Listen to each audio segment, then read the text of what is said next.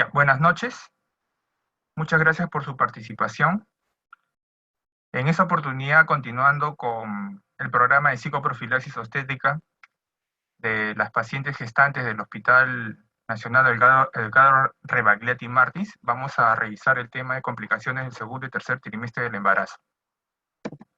En cuanto a las complicaciones del segundo trimestre del embarazo, las más frecuentes son la preeclampsia, la placenta previa, la anemia y la diabetes gestacional. Veamos cada una de ellas. La preeclampsia, bueno, comienza en la semana 20 del embarazo y ocasiona presión alta, denominada hipertensión, que genera problemas en diversos órganos, como los riñones, corazón, pulmón, hígado y otros. Los síntomas más frecuentes que se presentan acá, bueno, son la presión alta, que es la hipertensión, registrándose una presión mayor a 140/90, hinchazón de manos, pies y cara, pérdida de proteínas en la orina, que se observa como una orina muy espumosa, mareos, dolor en la boca del estómago, visión borrosa o con luces, y se escuchan algunos sonidos como zumbidos o pitillos y dolor de cabeza.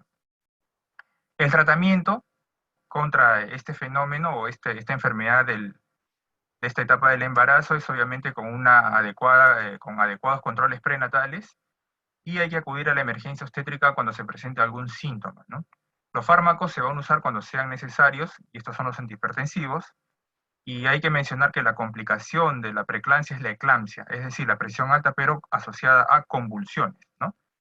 O también el denominado síndrome HELP, que cursa con elevación de las enzimas hepáticas y sangrados también, ¿no? Esto puede ocasionar la muerte de la gestante y o el feto, o también de la gestante cuando ya dio a luz y se convierte en una puérpera, ¿no? En sus primeros 40 días de posparto.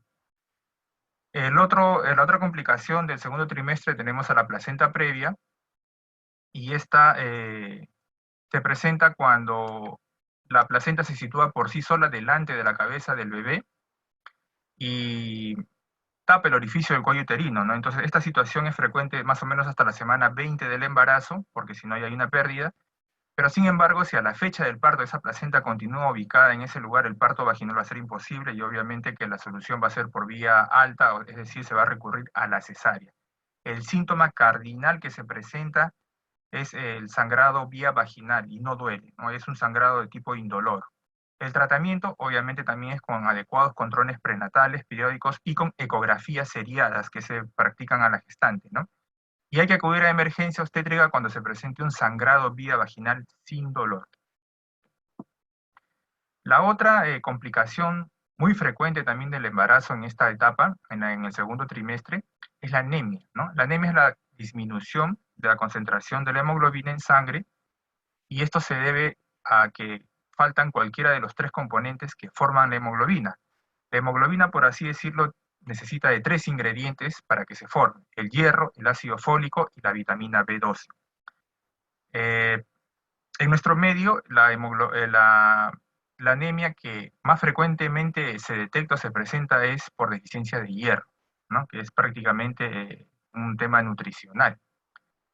Entonces, y esto se da por una mala absorción del hierro a nivel intestinal o un bajo aporte de hierro en la dieta, o también, claro, puede ser un bajo aporte de ácido fólico y o vitamina B12, ¿no? Entonces los síntomas son el cansancio, debilidad, mareo, sensación de falta de aire, y como signo lo que uno puede observar en una gestante es la palidez, ¿no? Entonces el tratamiento obviamente siempre es con sus controles también prenatales periódicos, ¿no? Y una dieta rica en hierro, en ácido fólico y en vitamina B12. Aquí hay que tener en cuenta consumir alimentos ricos en hierro, ¿no? Como las carnes rojas, algunos pescados, algunos cereales, y también hay el hierro en algunos vegetales, excepto que el hierro de origen animal se absorbe más rápido y es más eficiente, ¿no? El hierro de origen vegetal se demora un poco en el organismo en transformarse en un hierro adecuado para que forme la hemoglobina, ¿no? Eh, Aquí los alimentos en nuestro medio más al alcance de las gestantes y que tienen alto contenido de hierro es el hígado. El hígado y la sangrecita que se consumen en diversos tipos de alimentos, ¿no? También, bueno, se le dan a las pacientes, se le provee a las pacientes pastillas o tabletas de hierro con ácido fólico, ¿no? Y hay que tener en cuenta que el hierro y el ácido fólico,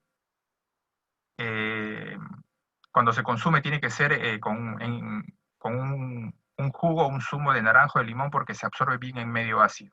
No se recomienda tomar café ni té porque disminuye la absorción del hierro, ¿no? El otro problema o complicación en esta etapa es la diabetes gestacional, ¿no? Y eso quiere decir que se detectan exceso en niveles de azúcar o de glucosa durante el embarazo. A pesar de que la gestante nunca haya sido diabética e incluso no tenga familiares que sean diabéticos, la paciente puede hacer una diabetes solamente gestacional. Cuando termina la diabetes, cuando termina la gestación puede quedar con diabetes o también se le puede retirar espontáneamente la diabetes. Estas hormonas de la placenta pueden desarrollar diabetes del embarazo. O sea, se dicen que las hormonas placentarias son diabetógenas, la progesterona, por ejemplo. Entonces, esto aumenta también el riesgo de preeclampsia, de un parto prematuro, de parto por cesárea, porque los fetos son grandes, como tienen mucho aporte de glucosa, los fetos son grandes, son macrosómicos, llegan a pesar más de 4 kilos eh, en promedio, ¿no? O sea, pueden nacer bebés con 4 kilos 300, 4 kilos 200 gramos, 4 kilos y medio, ¿no? Y obviamente que va a ser un bebé con complicaciones más adelante. Los síntomas generalmente no hay síntomas, a veces solamente hay sed excesiva, hambre y fatiga, ¿no? Y el diagnóstico, bueno, es una prueba de detección que muestre altos niveles de glucosa en sangre, y eso se llama el test de tolerancia a la glucosa. Se le provee a la gestante soluciones azucaradas para que lo tome cada cierto tiempo y le van midiendo el nivel de glucosa en sangre para ver cómo su organismo maneja ese nivel de glucosa en sangre. El tratamiento obviamente también son con controles prenatales periódicos. Para ello tiene que llevar un adecuado plan nutricional y por eso se interconsulta siempre con la nutricionista. Y si ya la paciente lo amerita o lo necesita, se van a utilizar fármacos, ¿no? Pastillas o inclusive ya inyectables como en el caso de la insulina. Ahora revisemos las complicaciones del tercer trimestre del embarazo, ¿no? Aquí tenemos a la amenaza de parto pretérmino, al desprendimiento prematuro de placenta y a la rotura prematura de membranas o lo que le llaman las bolsas, ¿no? Veamos. La amenaza de parto pretérmino, ¿no? Esta se presenta entre las 22 a las 36,6, o sea, los 36 semanas, 6 días, ¿no? De la gestación. Y esta se presenta cuando una o más contracciones uterinas se dan cada 10 minutos, ¿no? De más o menos 25 a 30 segundos de duración y se mantienen así durante un minuto.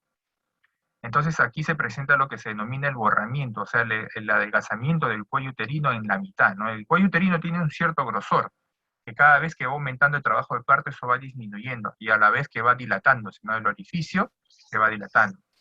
Entonces, si la dilatación es menor o igual a 3 centímetros, ya se habla de una amenaza de parto pretérmino.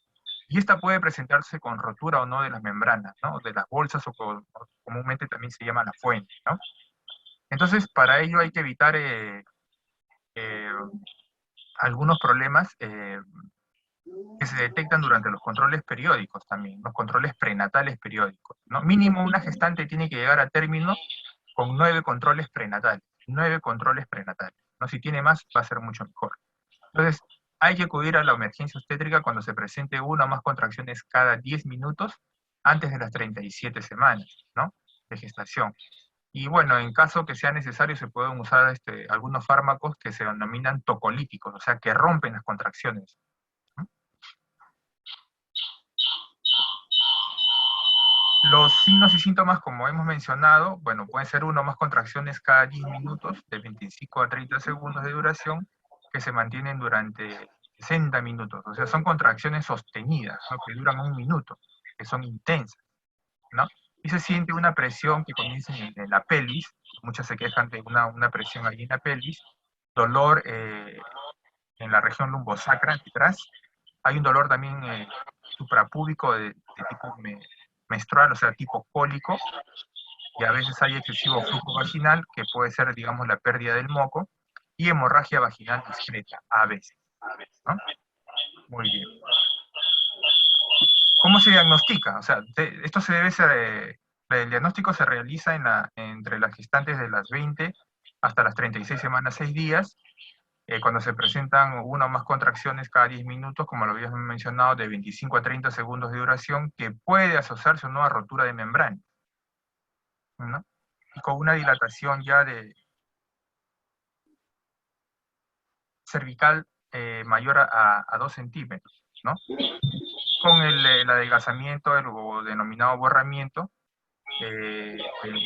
aproximadamente un 50% del cuello uterino. Ahí pueden ver cómo es un cuello uterino cerrado, ¿no? Eso de ahí, el grosor del cuello uterino se adelgaza bastante, ¿no? A la mitad. Entonces, ¿cómo se previene esto? Bueno, con una detección y tratamiento de alguna infección asintomática. Es por eso que es importante que las pacientes no tengan infecciones urinarias ni vulvovaginitis, ¿no? Esto predispone a los partos pretérmicos, las infecciones urinarias y las vulvovaginitis, ¿no? Y también hay que tener un control prenatal adecuado con detección precoz de factores de riesgo, ¿no? Y también hay que descartar, como les menciono, infecciones. Para eso se tiene que hacer el BDRL, que es la prueba de sífilis, un hemograma. Tampoco se recomienda fumar, se recomiendan suplementos nutricionales, un manejo adecuado del estrés, la ansiedad, la depresión, y exámenes para descartar algún tipo de trombofilia, ¿no? Se puede también administrar progesterona en óvulos, 100 microgramos por día, desde la semana 24, ¿no? Cuando se presentan estas contracciones anormales, ¿no? Eh, También hay que tener en cuenta lo que se denomina las intervenciones preconcepcionales. O sea, si aumenta el el periodo intergenésico, se recomienda que haya un espacio de 2 años entre gestación y gestación, ¿no? Que haya un espacio de 2 años para que no se presente este problema, ¿no? Planificación familiar, mejorar la nutrición y las condiciones físico-emocionales y laborales adecuadas para que la gestante llegue a término. O sea, se prefiere o se recomienda que la gestante por lo menos llegue a las 37 semanas, ¿no? Cuando ya se presenta ya una amenaza de parto pretérmino, aunque esta no culmine necesariamente en un parto, que puede ser por vía vaginal o por cesárea, igual se recomienda lo que es la maduración pulmonar, porque ese bebé todavía no ha madurado sus pulmones y al nacer puede tener serias complicaciones. Entonces, a los fetos mayores de 24 semanas y menos de 34 semanas de gestación se le administra betametasona, perdón, se le administra a la mamá de manera intramuscular, se le administra betametasona de 12 miligramos, 3 ampollas, ¿no? De 4 miligramos intramuscular cada 24 horas, o sea, sean 2 dosis, ¿no? En 2 días consecutivos.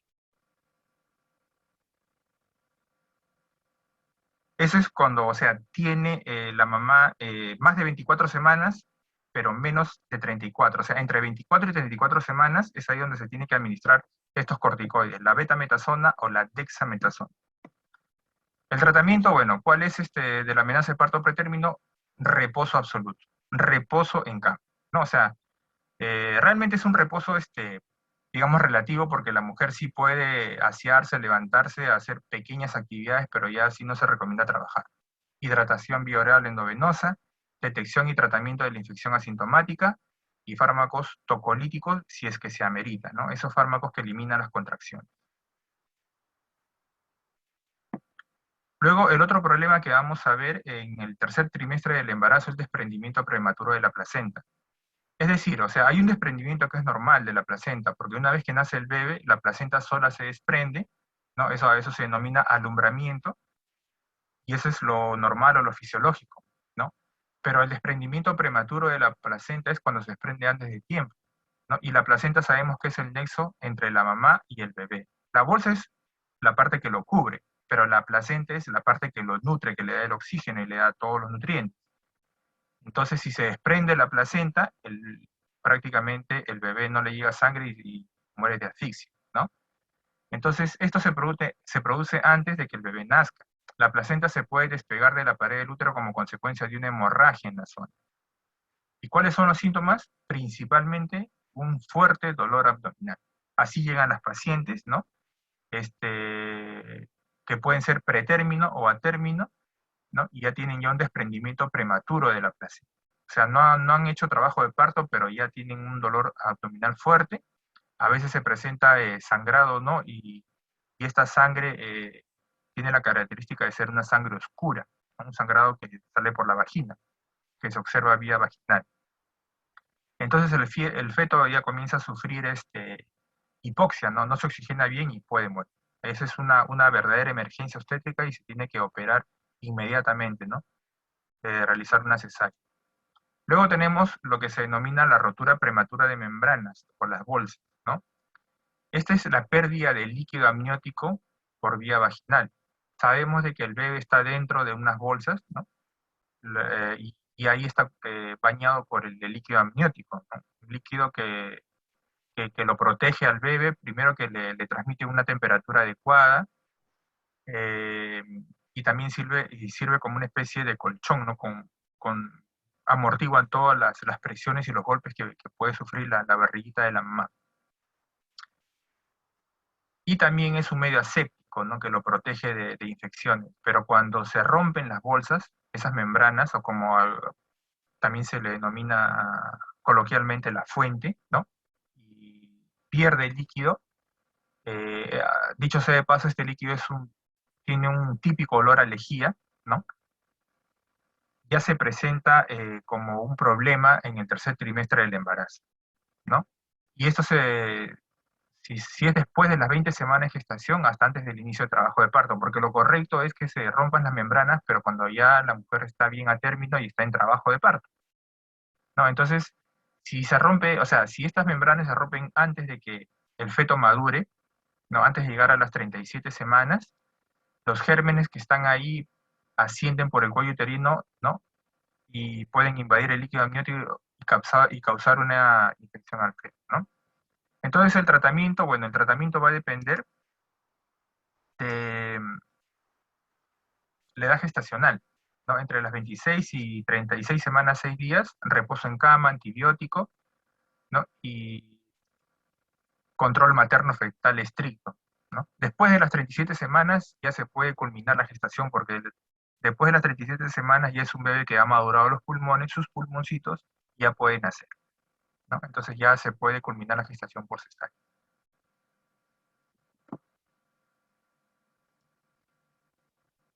Eso sería todo. Muchas gracias. Las preguntas, por un tema de tiempo, se van a absolver vía correo electrónico. Eso sería todo por el momento. Muchas gracias por su participación.